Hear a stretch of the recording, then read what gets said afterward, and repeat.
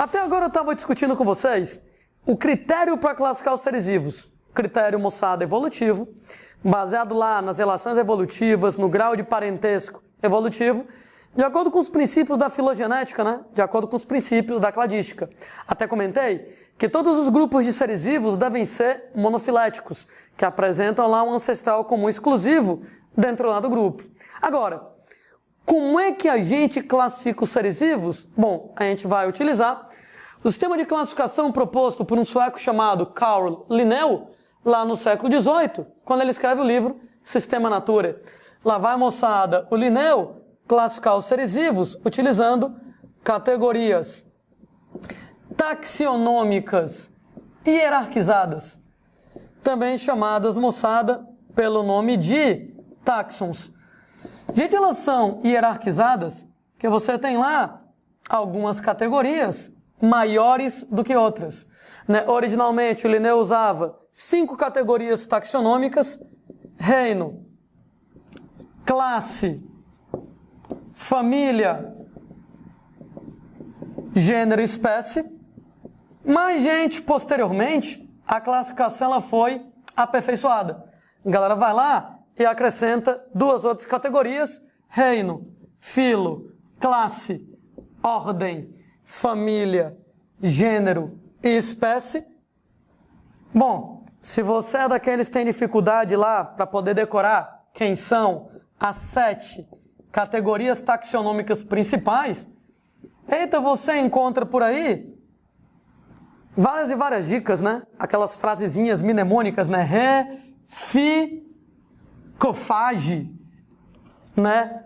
O rei filósofo classifica de ordinária a família dos generais espartanos, né? Eu tenho mais dificuldade de decorar essas frases esquisitas, né? Reficofage, fage e coisas do gênero, do que a própria sequência em si. De qualquer maneira, moçada, né, as 7 categorias taxonômicas, da maior para menor. Lembrando que elas são as 7 categorias taxonômicas principais. Entretanto, a gente pode também acrescentar categorias taxonômicas derivadas. Essas categorias taxonômicas derivadas, elas são construídas utilizando as categorias principais e prefixos como super ou sub. Claro que o objetivo disso aí é tornar a classificação mais detalhada, né? Então alguém poderia falar em um super-reino, ou em um sub-reino, em um superfilo, ou em um subfilo, uma superclasse, ou uma subclasse, ou alguma coisa do gênero. Sendo pessoazinhas que, um exemplo super tradicional para colocar, a classificação do homem, né? Essa aqui, você não tem para onde fugir. Essa aqui você vai ter que saber decorado, né? Então ela vai, em relação ao homem, o reino animal, animalia ou metazoa, um sinônimo de animal. O filo, moçada, dos cordados. O subfilo dos vertebrados. E aí eu vou começar a enfeitar, viu? A superclasse dos tetrápodes, que são os vertebrados que apresentam 4 patas, né? Dentro dos tetrápodes tem 4 patas: os anfíbios, os répteis, as aves e os mamíferos. Nós temos, moçada, ordem dos primatas. A gente até falou disso nas aulas sobre evolução, né? Nós e os primos macaquinhos. Mas uma família só nossa dos hominídeos. O gênero, moçada, Homo.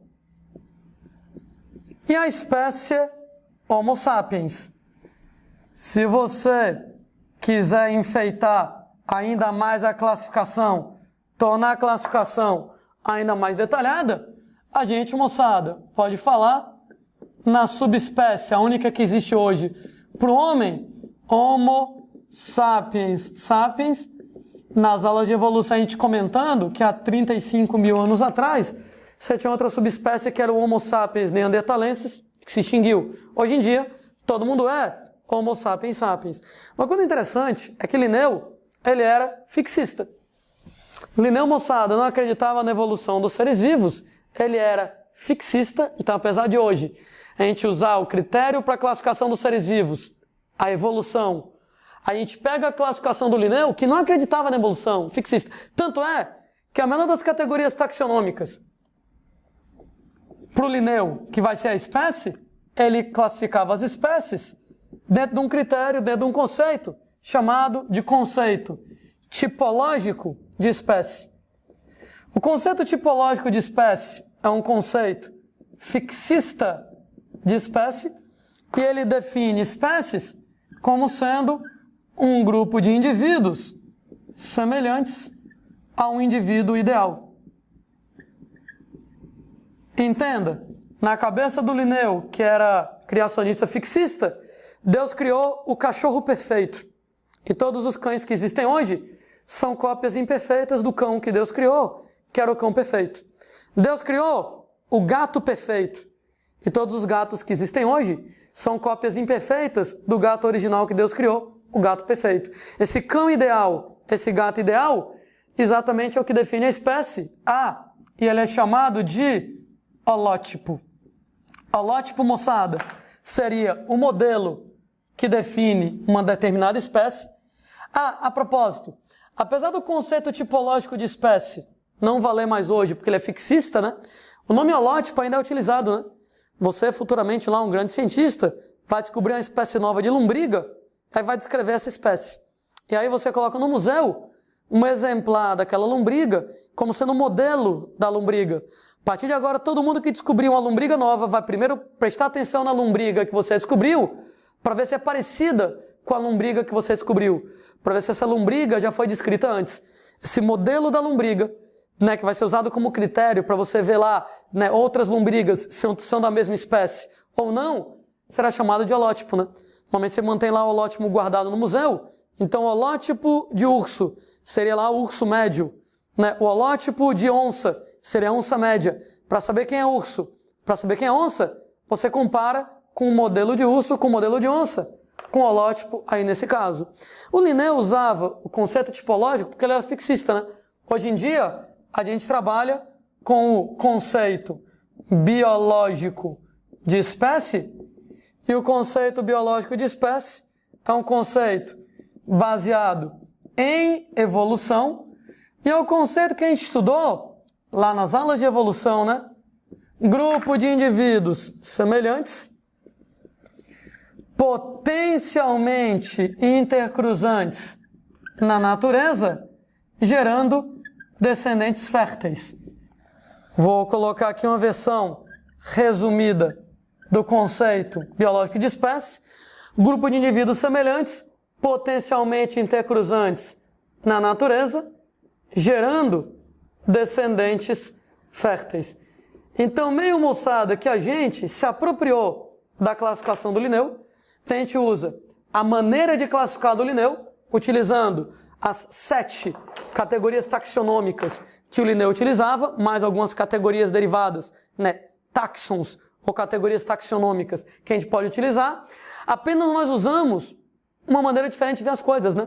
Então, o Linneu fixista e a gente, moçada, na biologia moderna evolucionista, trabalhando lá com a categoria mínima, que é a espécie, não mais desse jeito, os indivíduos semelhantes a um ideal ao holótipo, mas desse jeito, indivíduos potencialmente intercruzantes na natureza, gerando descendentes férteis. Cuidado, que algumas criaturas fogem ao conceito biológico de espécie. Por quê? Quem tem criaturas que não podem cruzar, bactérias, moçada, não fazem sexo, né? Você tem lá que cianobactérias não fazem sexo. Então eles só vão se reproduzir de maneira assexuada. Muitas vezes existem até alguns mecanismos de variabilidade genética, de recombinação gênica, que eu descrevo depois, mas reprodução e reprodução não tem. Então, no caso de você trabalhar com bactérias, com cianobactérias, que não cruzam, que não fazem reprodução sexuada tradicionalmente, nós podemos, moçada, colocar um outro conceito de espécie, que é o conceito cladístico de espécie. No conceito cladístico de espécie, um conceito também utilizado dentro da sistemática da taxonomia moderna, exatamente um grupo de indivíduos que compartilham, moçada, uma série de apomorfias exclusivas. Ou seja, uma série de características exclusivas deles que não são encontradas em outros grupos de seres vivos. Aliás, esse critério aqui é o critério então que a gente vai utilizar para classificar bactérias como espécies, né? Você vai pegar, por exemplo, um determinado grupo de bactérias, o bacilo de Koch, que é a bactéria da tuberculose. Quem é bactéria da tuberculose também? Nós não nos baseamos em cruzamentos, nós nos baseamos num grupo de bactérias que tem uma série de características apomórficas, exclusivas delas, não encontradas em outras bactérias. Então, esse conceito tipológico de Linneu fixista não vale.